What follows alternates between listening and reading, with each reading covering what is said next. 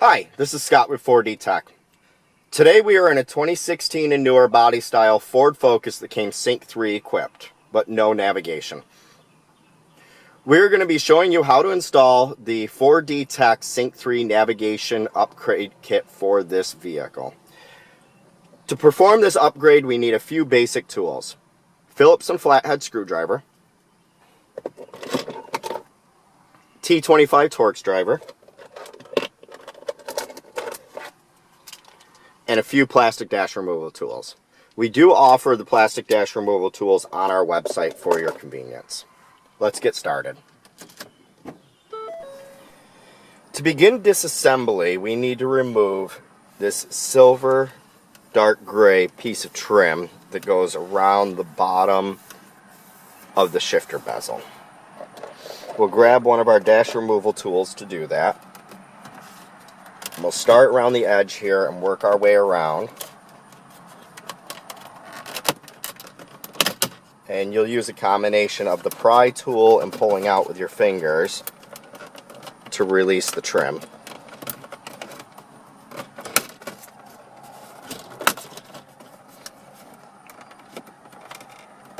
And this little side panel over here at the edge of the trim can just pop out a little bit, and then the trim will pull away from it, and we can set this out of the way. Now we need to remove this cover panel that's below the radio bezel but above the heater controls. It's got the passenger airbag light in it. Same thing, we're going to want to take our dash removal tool and get it in that edge and begin to pop it out.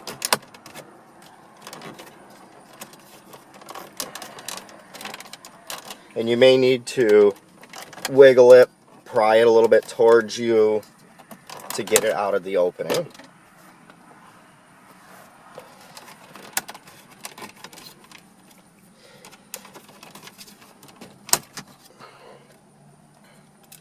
And once that's pulled out, we need to disconnect this connector for the passenger side airbag light. There's a little clip where my thumbnail is. Push that down and unplug it, and we'll set this panel out of the way.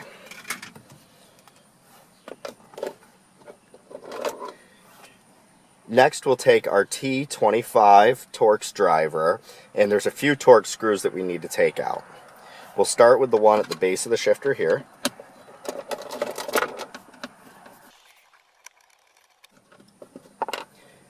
And there's two up here at the top edge of the heater control panel.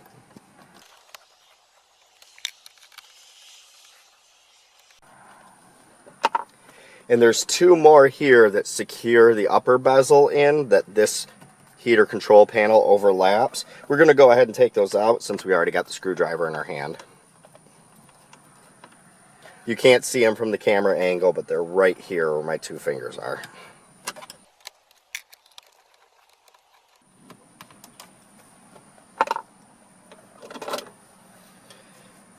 With those screws out of the way, we're going to need to move the shifter back in order to get this panel out temporarily. So we'll set the parking brake, turn the ignition on, move the shifter back, and pull up and out on the panel. Now once we do that, you can put your fingers underneath, and you see that I can push the trim panel for the shifter that holds the boot out with my fingers. It may take turning this a couple different ways to figure it out, but you need to turn the trim for the shifter in a way that it slides through the opening so that we can get this panel out. Just be careful not to scratch it up and to force it through. It will fall through if you get the angle right. We'll spin this panel around, and we need to, you can do a couple things with this panel.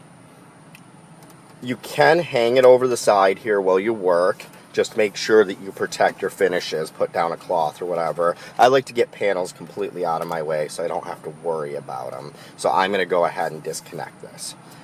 There's a few connectors, so when you disconnect stuff in a vehicle, you always want to take note so that you reconnect all those things that you took out earlier. This cigarette lighter jack here, push in with our thumb and unplug. That'll allow us to turn the panel so you can see the rest. This is the USB cable. I'm going to take my flat blade screwdriver and put it underneath that edge to work that out. We're going to hold that with our finger, get on the other side of it, and you just basically need to work this connector out by pulling out on both tabs and pulling the connector out.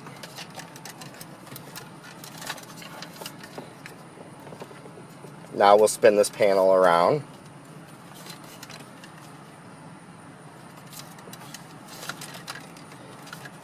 It's going to be hard to see the connectors because the cabling is kind of short here. But these are the two heater control connectors that need to get unplugged. These tabs work a little bit differently than a lot of other connectors we deal with because the tab needs to be depressed as close to the panel as possible, all the way down at the bottom edge there. And they're kind of hard to unplug.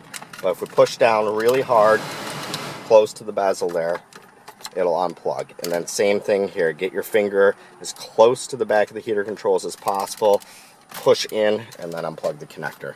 And now we can put this panel out of the way, put our shifter back into park, and shut our vehicle back off.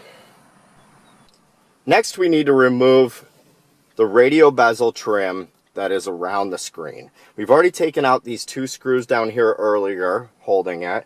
So what we need to do is put our fingers all the way down underneath the trim, underneath the black plastic here, and pull firmly forward. When we pull firmly forward, all the clips are going to release. They might be kind of tough, but you just need to give it a good pull. There are two connectors on the back here that need to be disconnected. The top is the hazard switch. It doesn't pull out very far, so you'll have to reach back here to do it. There is a little tab all the way to the driver's side of that connector that you push in with your nail and unplug the connector. You can see on the connector that little tab that I'm talking about right there next to my thumb. You can swing the panel around. This other connector here, there's a little tab on the top. Push that in and slide the connector out, and we'll set this bezel out of the way.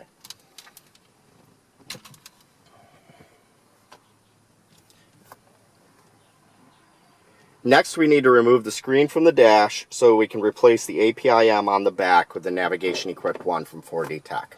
We'll take out these 4 screws here to do it.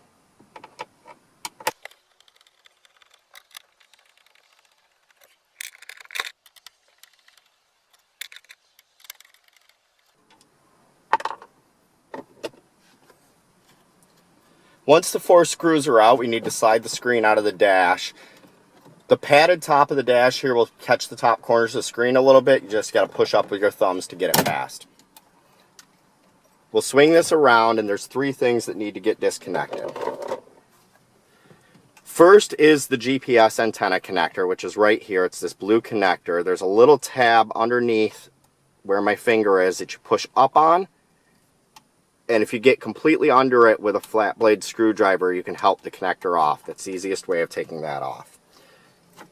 Next, we need to disconnect this USB cable here. There's a tab at the bottom, at the top, back of it, right there where my thumb is. We squeeze that tab and unplug it.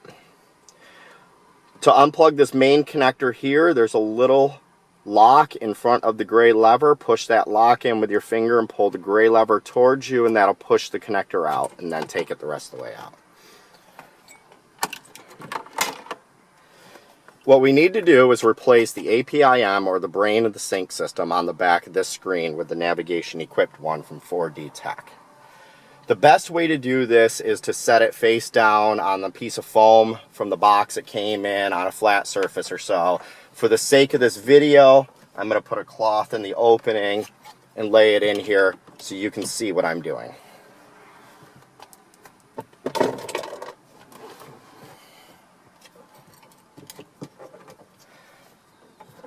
What we need to do is unplug this screen cable here by pushing down on the tab on the top of it and pulling the blue connector out and swinging it out of the way.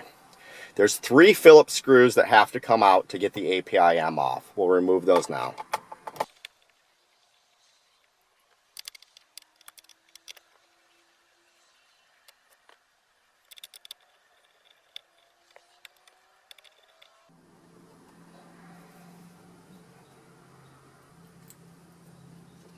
With the 3 screws out, we'll remove the brain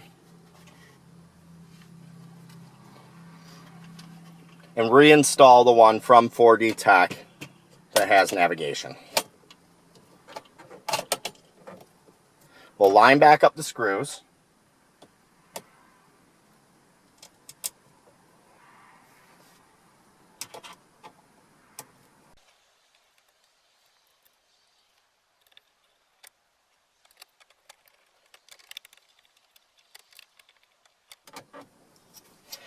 With the 3 screws back in, we'll take our screen cable and carefully plug it back in until it clicks.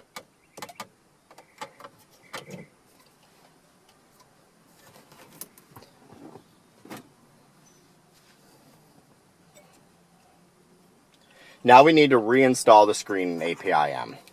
We'll take this main connector and with the lever still towards us, push it into the connector opening until the gray lever starts moving, and then push the gray lever away from you until it clicks.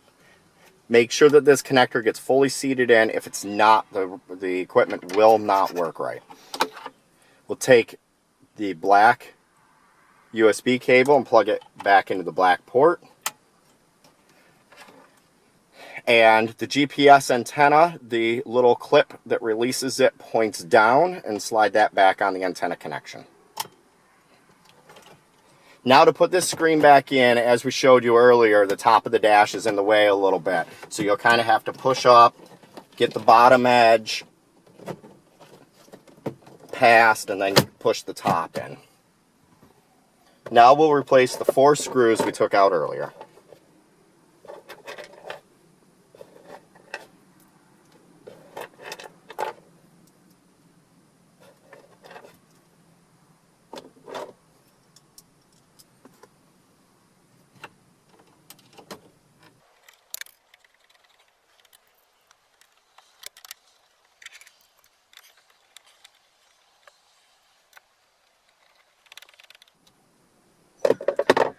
With the 4 screws back in holding the screen, we now need to put the radio bezel back on. So we will reconnect the radio control connector that we unplugged earlier, just push it in until it clips. Also, there's this rectangled opening right here below that connector, and when we put this dash piece back up, we'll want to make sure we passed this connector for the passenger side airbag light through that opening. Also reconnect the hazard switch. The small clip faces towards the driver's side. Push that in until it clips. Push the top up in first and clip the bottom in, and then push the upper corners in, and that'll lock it in. And now we need to replace the heater control dash and the trim that we took out earlier down here. First, we want to get the shifter out of the way, so we'll turn the ignition on and bring the shifter back and grab our panel to go back in. To reconnect this, the blue connector goes on the left hand side furthest in. The clips both face upward. Slide the connector in till it clips into place. And then same with the black connector. Clip up, slide in till it clicks into place. Now we'll replace the USB connector. We just simply slide that back into the opening where we unclipped it till it locks in place. And then the power outlet, slide that in, clip facing the hole right there. Clip that in as well. Now we want to slide this back in. And we'll want to pull this shifter trim back through carefully, not to scratch it up. And also, we'll want to make sure that we keep this connector for the passenger side airbag light in front of the panel and not get it stuck behind there. We'll push the panel in until it clips in and all the screw holes line up, and then we'll replace all the screws we took out earlier. That'll be the 3 holding this panel and the 2 into the bottom of the radio bezel.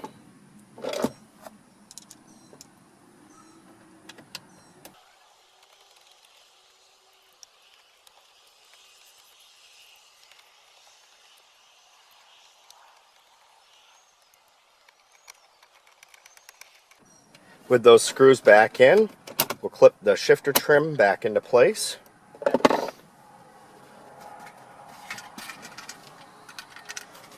We'll grab our outer trim and snap that back in as well.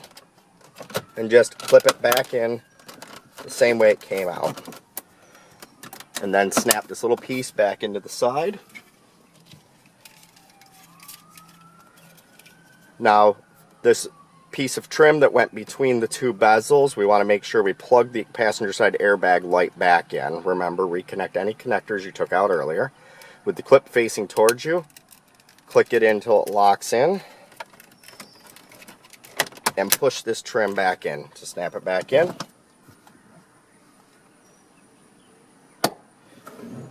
And that's all. And now that we have everything together, we'll fire up the new system. It may take a few moments to load the first time you install the new brain.